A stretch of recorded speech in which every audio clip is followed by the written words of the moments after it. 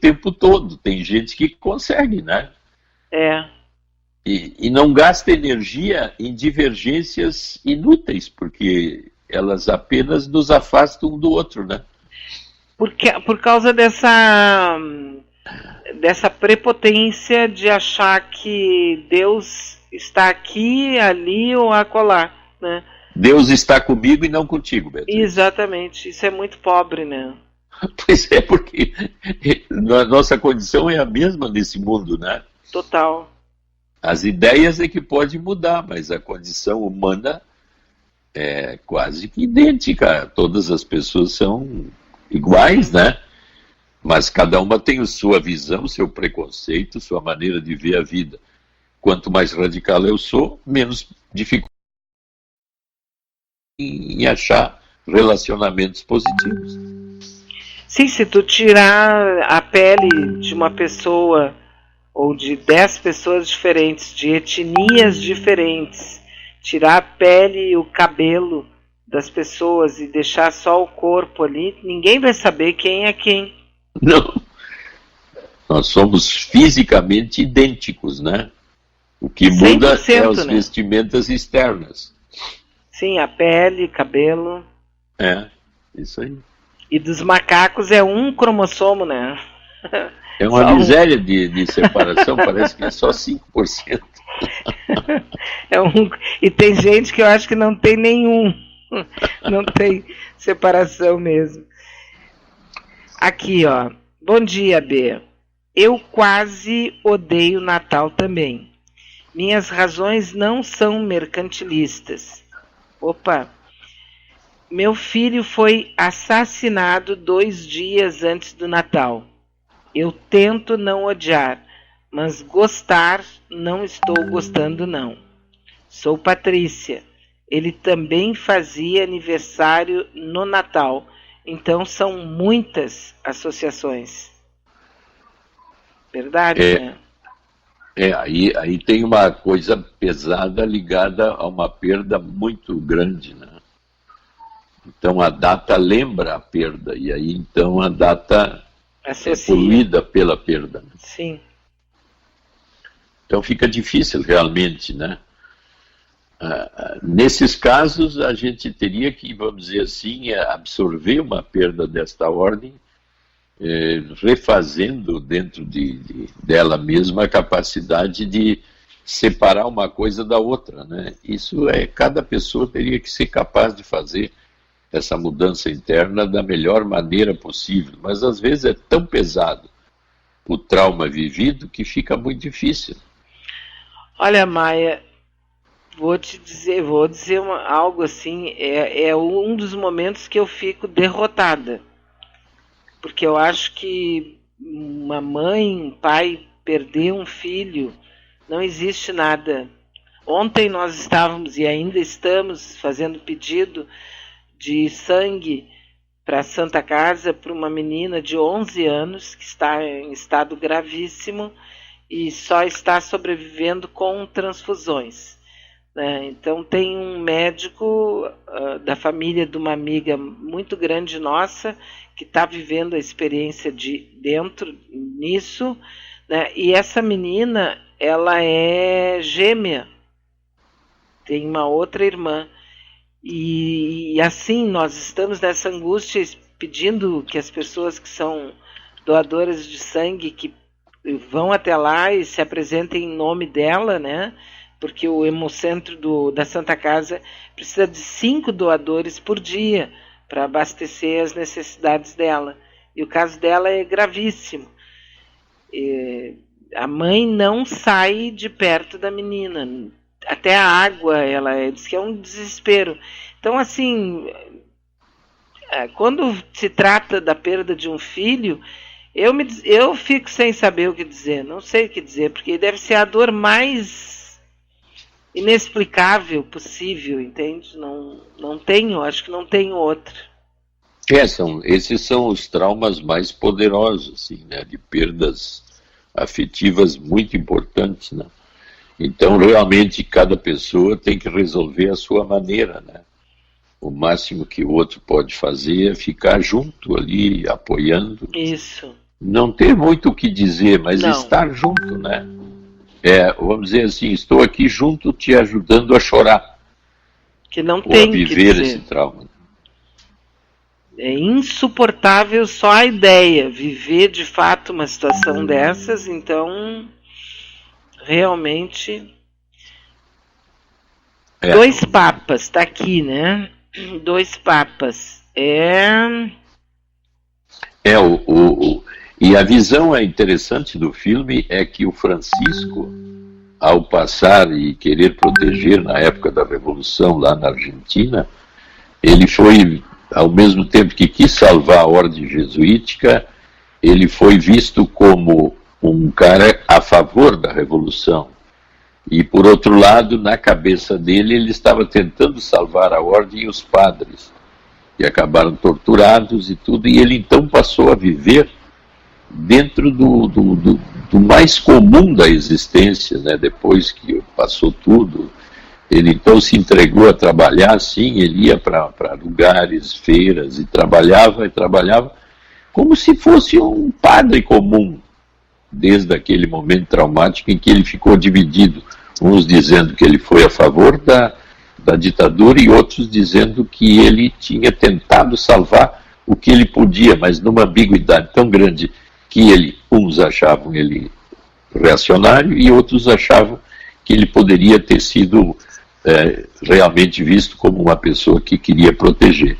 Depois, então, ele vive assim como um missionário junto com o povo na Argentina. Aí ele foi visto como alguém que é capaz de viver dentro da máxima pobreza, ou dos deserdados da sorte e tudo mais, e parece que isso ali no filme vai levantando a possibilidade do outro Papa, que era extremamente radical e chamado de nazista, trazê-lo e eu acho que o Fernando Meirelles construiu uma história que não é bem essa, acho. Mas é interessante de tu observar a construção em que um religioso de nível mais baixo e que não quer de jeito nenhum, ali no filme mostra, o poder ser guindado ao poder. Então, é mais ou menos essa linha que nós estamos sempre falando, em que como é que tu lida com os poderes que tu tá no meio, né? Por isso que eu acho interessante ver o filme. Vou assistir.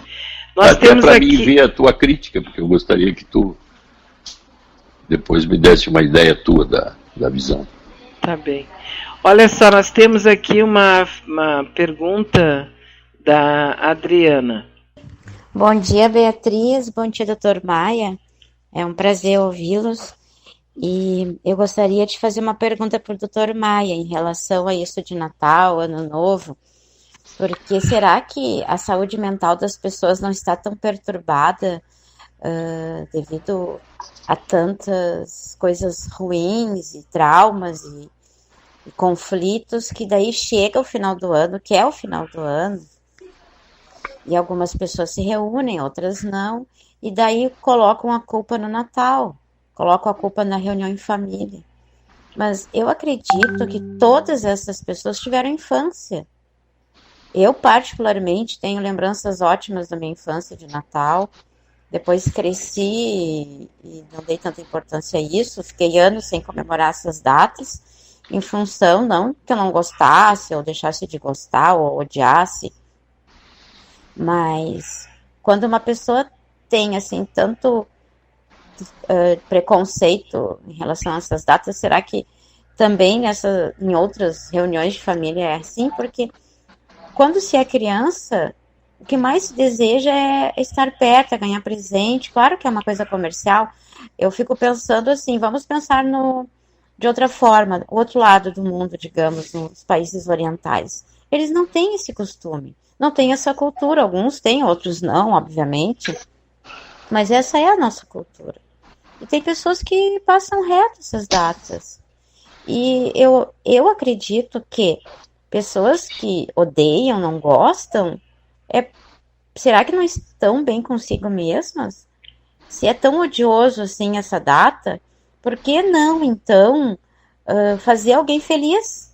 Porque assim como alguém odeia, tem crianças, por exemplo, que querem alguma coisa, querem só um abraço, querem só um brinquedo, querem só uma alegria. Então, já que eu odeio, por que não fazer algo? Sabe? Eu queria pensar assim, dessa forma, inverter a coisa.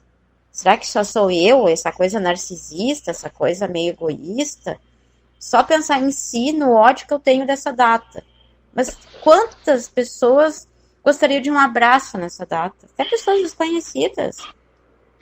Ou quem sabe, eu vi hoje uma reportagem que fizeram um teste. Você ligue para sua mãe, para seu pai, para seu irmão e diga que ama ele. E as pessoas ficavam assim, tu bebeu? Onde é que tu tá? Tu tá bem?